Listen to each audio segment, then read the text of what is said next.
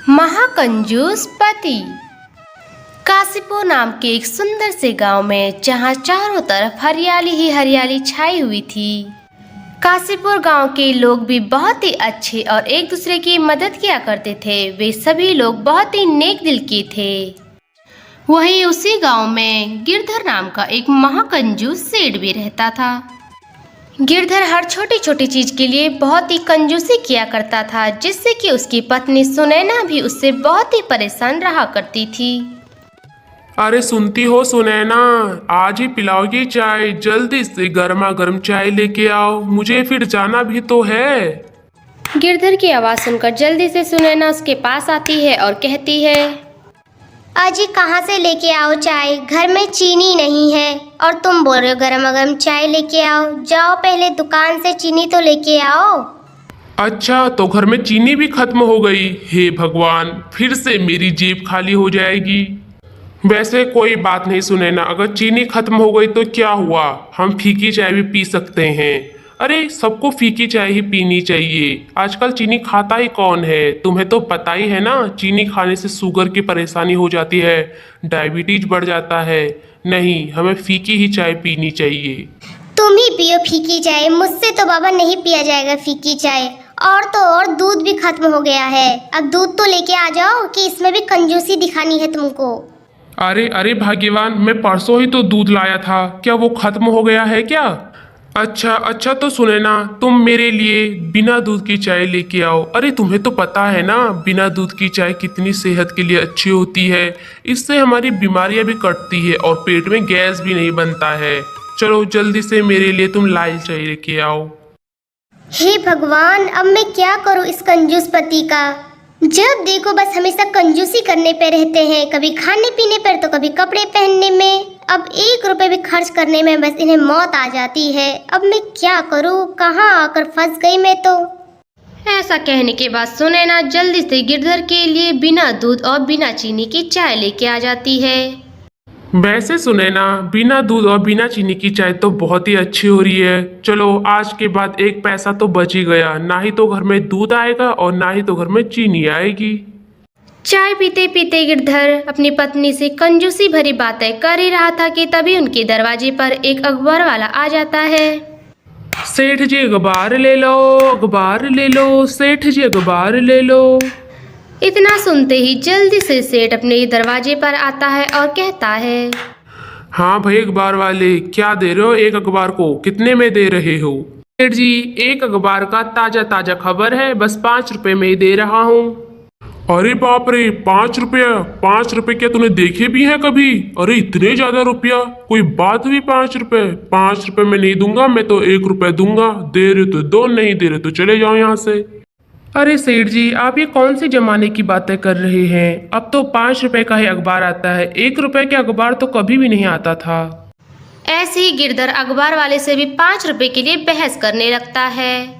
बेचारे अखबार वाले को भी सेठ ने नहीं छोड़ा और उसे भी 1 रुपए देकर पूरा अखबार ले लिया।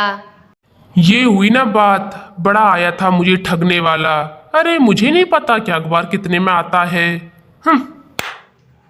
ऐसी एक दिन की बात है, रामपुर गांव में एक दिन एक भिखारी आया और सभी से भिक्षा मांगने लगा।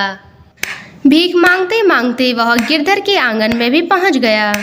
भगवान के नाम पर कुछ दे दो बाबा, भगवान के नाम पर कुछ दे दो, ऊपर वाला तुम्हारा भला करेगा। भिखारी की आवाज सुनते ही जल्दी से गिरधर अपनी खुद की भिखारी वाले हालत को लेकर बाहर आ जाता है और भिखारी से कहने लगता है, अरे भिखारी, मैं तुझे क्या दूं? मेरे तो खुद के पास कुछ नहीं है, खाने को 1 रोटी नहीं है, अब मैं तुझे क्या दूं? अरे सेठ जी, आपकी शक्ल को देखकर तो लगता नहीं है कि आप गरीब हो। क्यों मेरी गरीबी का मजाक उड़ा रहे हो? मैं सच में गरीब हूँ और तुम सिर्फ दिखावा कर रहे हो कि तुम गरीब हो। अरे भिखारी, तुम मेरे मकान पर मत जाओ। अरे ये मकान तो मेरे पूर्वजों का है। अरे मैं तो बहुत ही गरीब हूँ, मेरे पास फटे पुराने कपड़े हैं, खाने के लिए अन्न का एक दाना नहीं है। अब मैं क्या करूँ? भिखारी को देखकर कुछ देना पड़ेगा करके गिरधर खुद ही भिखारी की हालत में बाहर आ जाता है और भिखारी से भी भीख मांगने लगता है। तभी उसकी हालत को देखकर भिखारी को भी उस पर दया आ जाती है और वही उसको 1 रुपया और कुछ रोटी देके चले जाता है। और उसे देखकर उसकी पत्नी जल्दी से वहां आती है और अपने पति गिरधर से कहती है, हे भगवान, भगवान से तो डरो, कुछ तो शर्म करो। अरे हमारे आंगन में भिखारी आया है और तुम खुद ही भिखारी की हालत में उससे भीख मांग रहे हो। क्या तुम्हें थोड़ा सा भी शर्म नहीं है? अरे सुनैना, इसमें शर्म की क्या बात है? अरे यही तो असली बिजनेस है। अरे अगर मैं कंजूसी नहीं करूंगा तो तुम्हें पता है ना, हम इतने अमीर नहीं हो पाते, और आगे को मैं और ही कंजूसी करूंगा तो मैं और अमीर बन जाऊंगा। देख लेना एक दिन।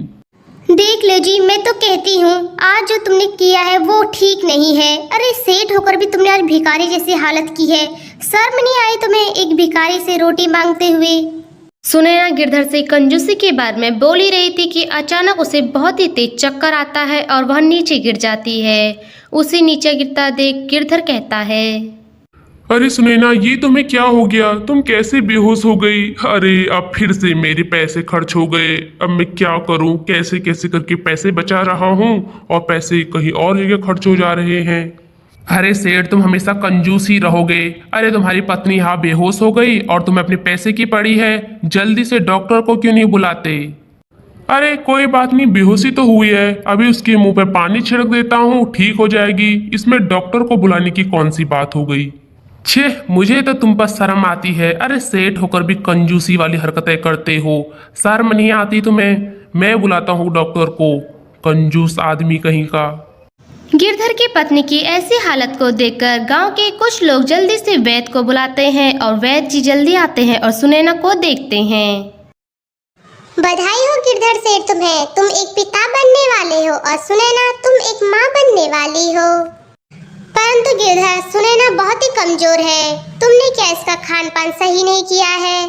अगर नहीं किया है तो आज के बाद इसका खान पान सही करना होगा। अरे वरना ये बहुत ही कमजोर हो जाएगी और तुम्हारा बच्चा भी बहुत ही कमजोर होगा। ऐसा कहकर डॉक्टर चले जाता है और गिरधर अपनी पत्नी से कहता है, ये लो, मेरा एक खर्चा और बढ़ गया। क्या सोच रहा था कि अपने लिए बहुत ही बड़ा मकान बनाऊंगा, और क्या हो गया? अब तुम्हें कमजोरी हो गई, अब तुम्हारे लिए खान पान सही करना पड़ेगा मुझे। हे भगवान। अजी, ये तुम कैसी बातें कर रहे हो? अरे माँ बनना बहुत ही सुख की बात है और तुम ऐसी बातें कर रहे हो। अरे अगर मैं तुम पर इतना ही बोझ हो गई हूँ तो मुझसे शादी क्यों की तुमने तो मेरी जिंदगी बर्बाद कर दी। अगर शादी से पहले मुझे पता होता कि तुम इतने महाकंजूस पति हो तो मैं तुमसे कभी शादी नहीं करती। और अब तो तुम्हें हमारा बच्चा भी बोझ लगने लगा है। अरे नहीं नहीं सुनैना, ऐसी बात नहीं है। अरे अब मेरी जेब ज्यादा खर्च हो जाएगी। चलो कोई बात नहीं, ये तो ठीक है तुम माँ बनने वाली हो, पर बेटी नहीं बेटा ही पैदा करना। अरे तुम्हें तो पता है ना बेटी को कितना दहेज देना पड़ता है। अरे अगर बेटा होगा तो कम से कम आके घर तो लाएगा। हे भगवान, अब मैं क्या करूं इस कंजूस पति का। अरे तुम्हारी कंजूसी की वजह से आज मैं इतनी कमजोर हो गई हूँ, और क्या पता तुम आगे मुझे खाने पीने के लिए नहीं दोगे तो मेरा बच्चा भी कमजोर होगा। मैं जा रही हूँ तो इस घर से। अरे मुझे नहीं रहना तुम्हारे साथ। सुनिए जी, मैं जा रही हूँ हमेशा के लिए इस घर को छोड़ के और तुम्हें छोड़ के। अरे अगर अच्छा रहेगा कि मैं अपने बच्चे को अकेले जन्म दूँ और उसे अकेले ही पालूंगी पोसूंगी और एक अच्छा इंसान बनाऊंगी। अगर मैंने अपने बच्चे को यहाँ जन्म दिया तो वो भी तुम्हारी तरह कंजूस बनेगा और कंजूसी सीख जाएगा।